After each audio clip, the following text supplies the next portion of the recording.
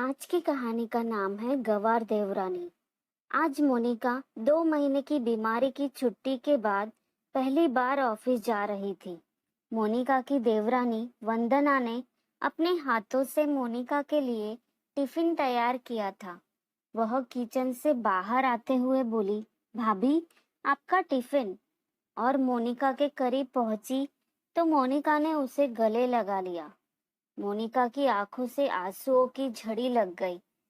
उसके मानस पटल पर अतीत की यादें किसी चलचित्र की भांति अंकित होने लगी।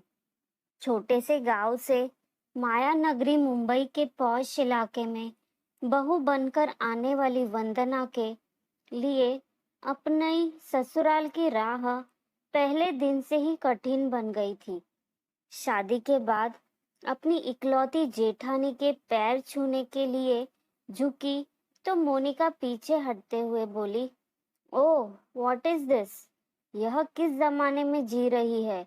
गवार कही कि आजकल कोई पैर नहीं छूता है।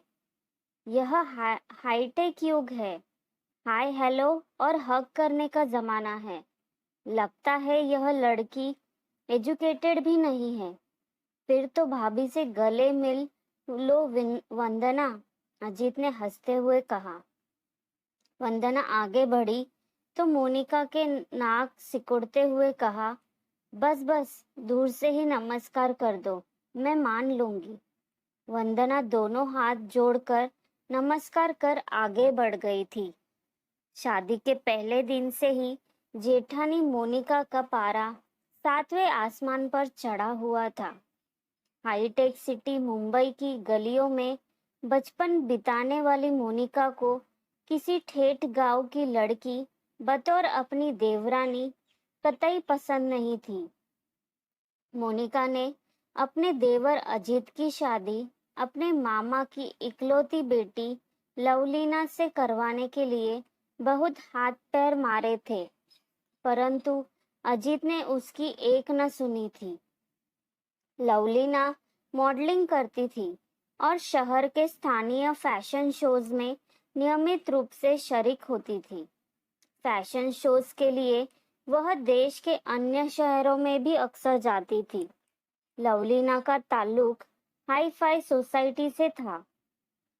जुहू स्कीम इलाके में स्टार बेटे बेटियों के साथ स्वच्छंद जीवन का लुत्फ उठाने वाली लवलीना फिल्मों में भी अपना नसीब आजमा रही थी।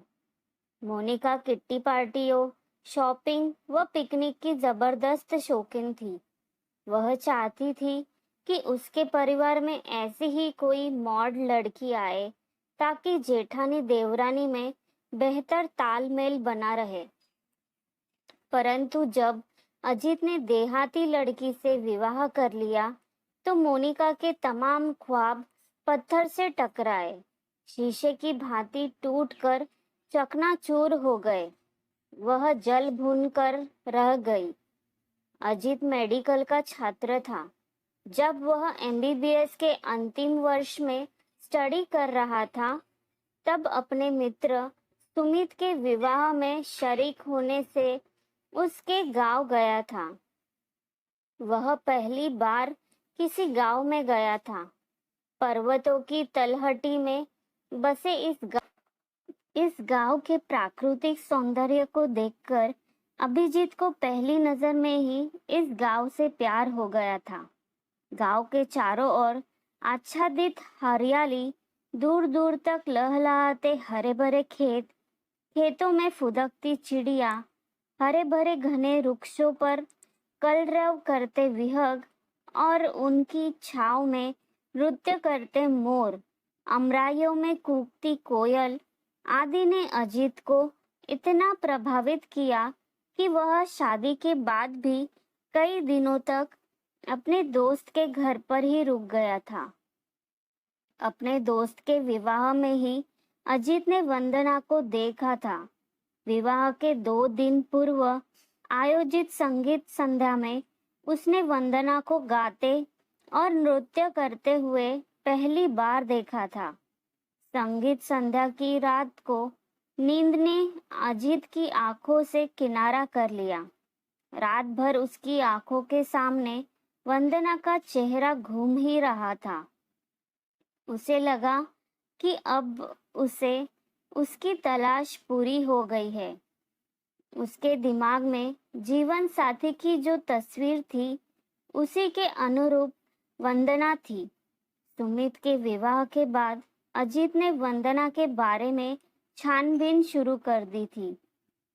उसने प्रवीण के पिता शिवशंकर प्रसाद से इस बारे में पूछा तो उन्होंने बताया, बेटा, वंदना पंडित राम प्रसाद की ज्येष्ठ कन्या है।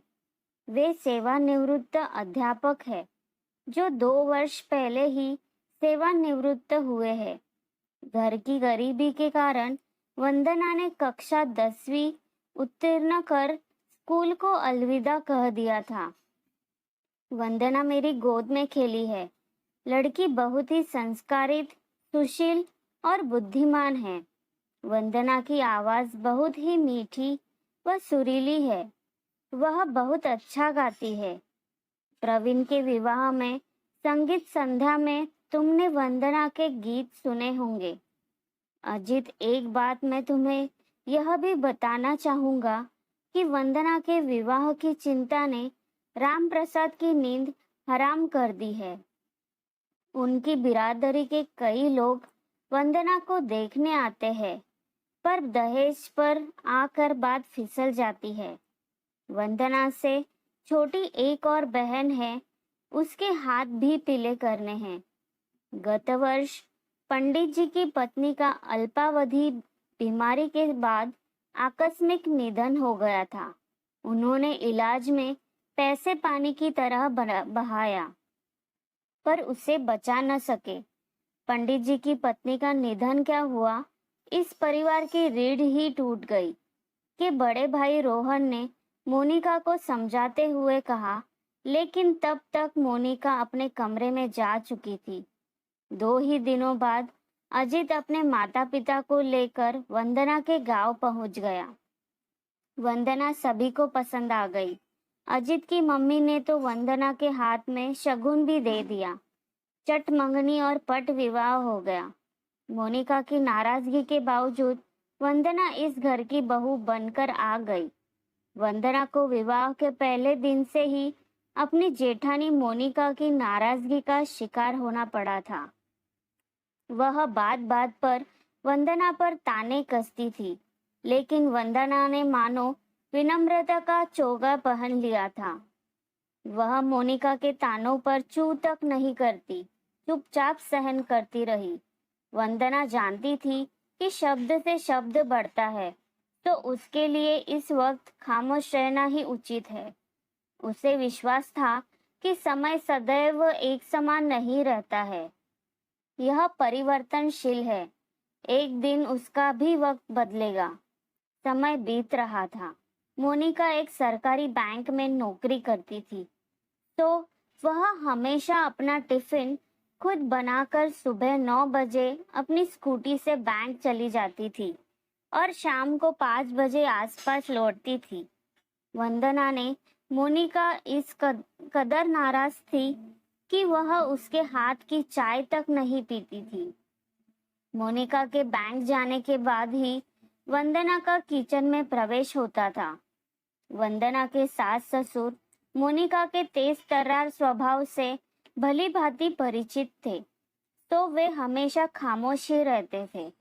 सब कुछ ठीक चल रहा था, पर किसी को क्या पता था कि कोई अनहोनी उनके दरवाजे पर जल्दी ही दस्तक देने वाली है। एक दिन शाम को बैंक से लौटते वक्त किसी टेम्पो ने मोनिका की स्कूटी को पीछे से जोर से टक्कर मार दी। मोनिका ने हेलमेट पहना हुआ था, इसलिए उसके सिर पर चोट नहीं आई, मगर उसके दाएं हाथ और बाएं पैर पर गहरी चोट आई थी। किसी भले व्यक्ति ने अपनी कार से मोनिका को नजदीक के अस्पताल में पहुंचाया था। अस्पताल से फोन आते ही अजीत और वंदना तुरंत अस्पताल पहुंचे। मोनिका के पति रोहन ऑफिस के काम से भोपाल गए हुए थे। अजीत ने देखा कि मोनिका आईसीयू में है। डॉक्टरों ने बताया कि वह अभी बेहोशी की अवस्था में है। कुछ देर में उन्हें होश आ जाएगा। हेलमेट की वजह से उनके सिर में कोई चोट नहीं आई, मगर वह घबरा कर बेहोश हो गई थी। उसके हाथ और पैर में गहरी चोट लगी है। फ्रैक्चर भी हो सकता है। एक्सरे रिपोर्ट आने के बाद पता चल जाएगा। कुछ ही देर में मोनिका को होश आ गया। डॉक्टर ने अजीत को इशारे से अंदर बुलाया। अजीत ने मोनिका को बताया कि वे बिल्कुल न घबराए। उनके हाथ और पैर में ही चोट लगी है, सिर में कहीं चोट नहीं आई है।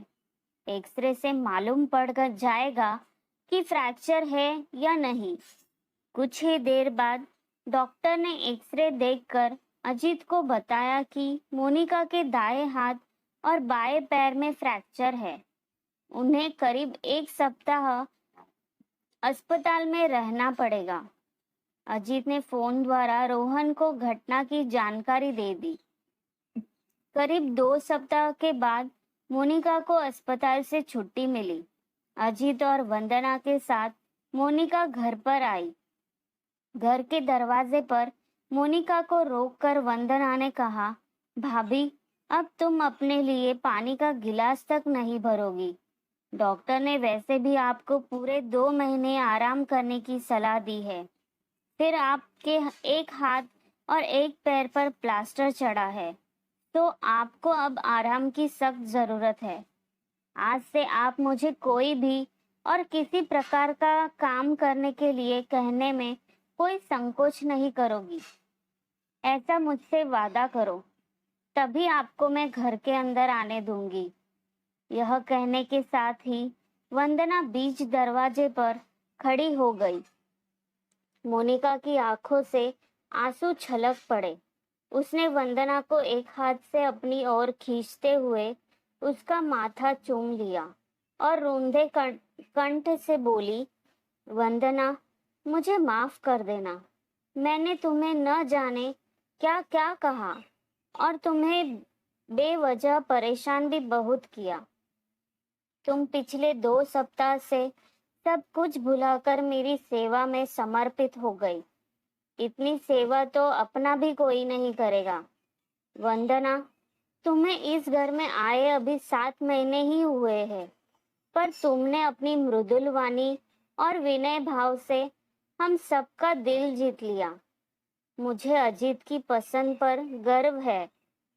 वंदना, तुम्हारे बर्ताव से एक बात मेरी समझ में आ गई कि गांव की लड़की अशिक्षित हो सकती है, मगर असंस्कारित नहीं। तुम पारिवारिक एटिकेट्स की जीती जागती मूरत हो। वंदना, प्लीज पहले तुम मुझे माफ कर दो, तो ही मैं घर में प्रवेश करूंगी। भाभी, आप बड़ी बहन के समान हैं, जिसे अपनी छोटी बहन को डांटने और फटकारने का हक तो होता है ना। फिर भला मुझे बुरा क्यों लगेगा? आप माफी की बात करके मुझे शर्मिंदा कर रहे हैं। यह तो आपका विनय है भाभी। कहते हुए वंदना ने अपनी जेठानी को बाहों में भर लिया। अरे भाई, देवरानी और जेठानी की डायलॉग बाजी खत्म हो गई हो तो हम अंदर चले क्या? मुझे और अजीत को जोर से भूख लगी है। दरवाजे के बाहर खड़े रोहन ने अजीत की ओर देख कर मुस्कुराते हुए कहा, हाँ हाँ भाई साहब, खत्म हो गई है हमारी डायलॉग बाजी। आप सब भीतर आइए। मैं भाभी को अपने कमरे में बिठाकर आप सभी के लिए चाय नाश्ता बनाती हूँ। कहते हुए वंदना ने अपने दोनों हाथ मोनिका की तरफ बढ़ा दिए, जिन्हें उसने कसकर पकड़ लिया और धीरे धीरे वंदना का सहारा लेते हुए अपने कमरे की ओर बढ़ने लगी। अरे भाभी, आप कहाँ खो गई हो? अब तो मेरा हाथ छोड़ दो ना। आपने कब से इसे कसकर पकड़ रखा है। आपको बैंक जाने में देर हो रही है, वंदना ने कहा। ओह सॉरी वंदना, मैं तो अतीत में पहुंच गई थी, कहते हुए मोनिका ने वंदना के हाथ से टिफिन लिया और अपने पति रोहन के साथ धीरे धीरे सीढ़ियों से उतरने लगी। आशा करती हूँ कि आज की कहानी आपको जरूर अच्छी लगी होगी। अगर अच्छी लगी है तो वीडियो को लाइक और चैनल को सब्सक्राइब जरूर करना। धन्यवाद।